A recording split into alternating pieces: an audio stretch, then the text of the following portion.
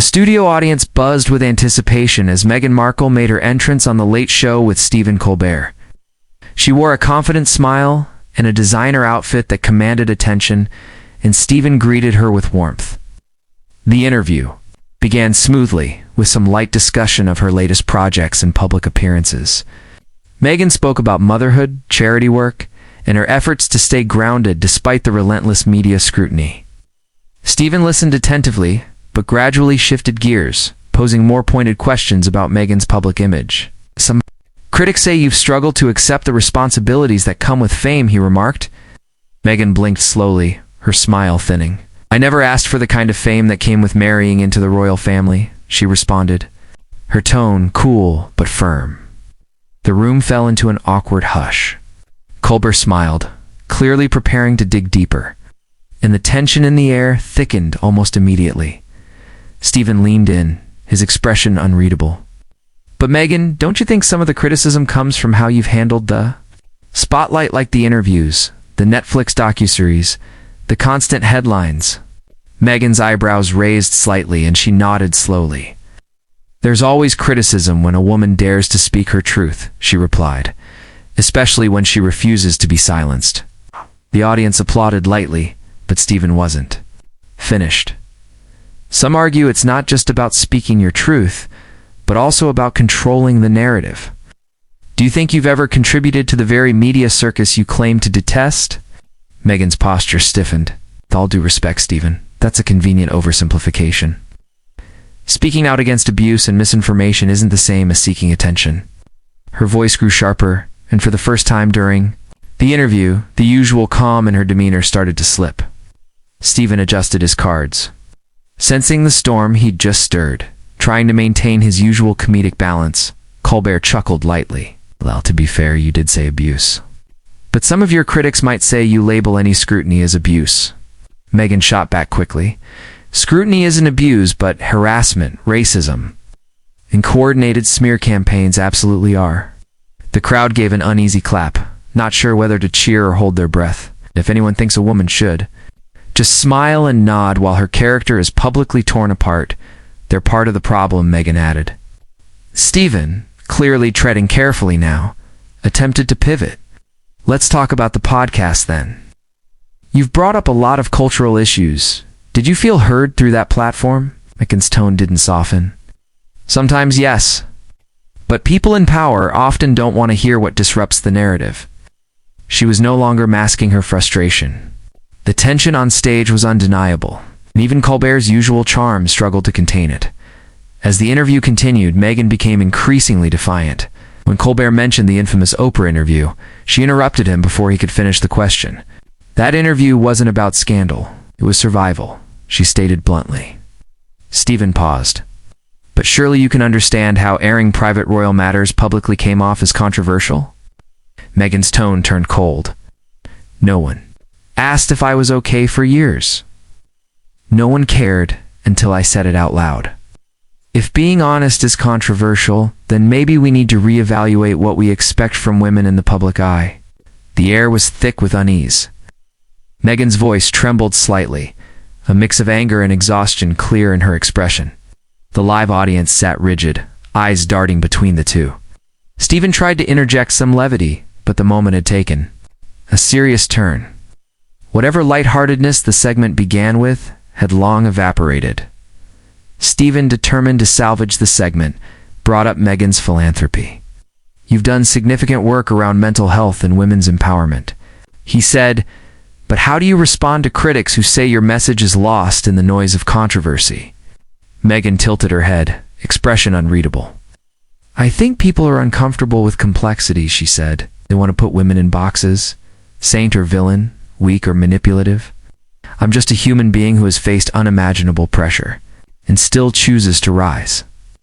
The audience clapped louder this time, but Meghan didn't smile. Her eyes remained locked on Stephen. And let's not pretend your show doesn't benefit from controversy either, she added, her voice low. Colbert raised his eyebrows.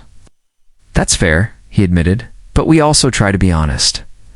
Meghan leaned forward.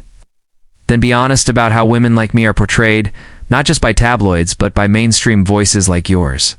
Silence followed. By now, the interview had lost all pretenses of casual conversation.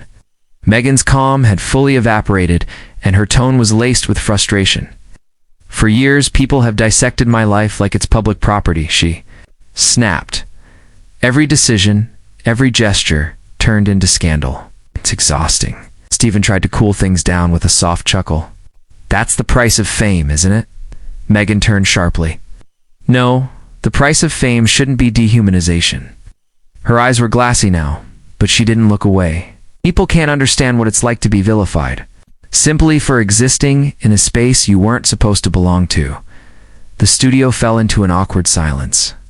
Colbert glanced at the producers, who subtly signaled for a wrap-up. Meghan, however, wasn't done.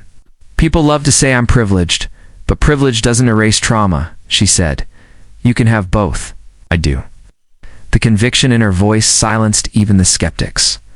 Trying once more to steer things back, Colbert asked, "So what's next for you? Is there a plan to return to acting or public life in a different way?" Meghan took a long pause. "Right now I'm focused on healing, on raising my children, on creating safe spaces for people who are never heard." Her voice cracked slightly. "The world doesn't need more performances, it needs more truth." Colbert nodded but didn't press further. The tension in the studio hadn't fully dissipated, and everyone could feel the weight of what had just unfolded. "I came here expecting another charming segment," Meghan continued. "But instead I had to defend my right to be seen as a whole person." Again, the crowd remained silent. There were no jokes left to ease the mood. Stephen offered a polite thank you, but Meghan simply gave a nod, her face unreadable. She stood up, mic still hot, and walked off the stage without waiting. After Meghan exited, Stephen turned back to the audience with a stunned look. "Well, that was intense," he muttered, attempting to laugh it off, but it landed awkwardly. The show cut to commercial, and online chatter exploded. Within minutes, hashtags like Meghan Meltdown and Colbertlash were trending worldwide. Clips of the tense moments spread across platforms. Viewers were divided. Some sympathized with Meghan, applauding her for standing up against what they saw as thinly veiled criticism.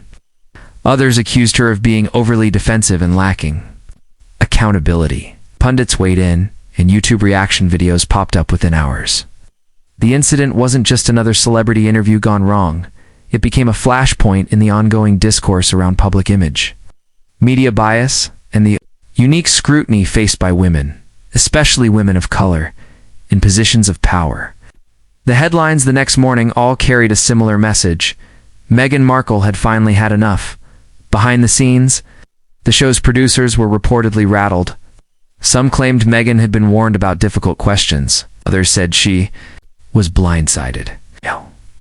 The official Late Show account released a carefully worded statement about a candid conversation that sparked meaningful dialogue. Meghan's team remained silent for days. When she finally responded through an interview in a magazine, she said, "I don't regret it. I spoke my truth. People can do with it what they will." Meanwhile, Colbert addressed the moment during his next monologue with a bit more humility. "Sometimes conversations go to places you don't expect," he admitted. "But that's the beauty and the challenge of live TV." The fallout didn't seem to damage either of their careers, but the confrontation remained etched in viewers' minds. People weren't just watching TV that night. They were watching a cultural reckoning unfold in real time, in the aftermath. Think pieces flooded the internet, dissecting every word of the interview. Some saw Meghan's reaction as overdue honesty, from someone long dehumanized by public scrutiny. Others called it entitlement masked as activism. But no one denied the power of the moment. Meghan Markle had walked into a studio expecting to be respected and instead felt interrogated. Her eruption was too many.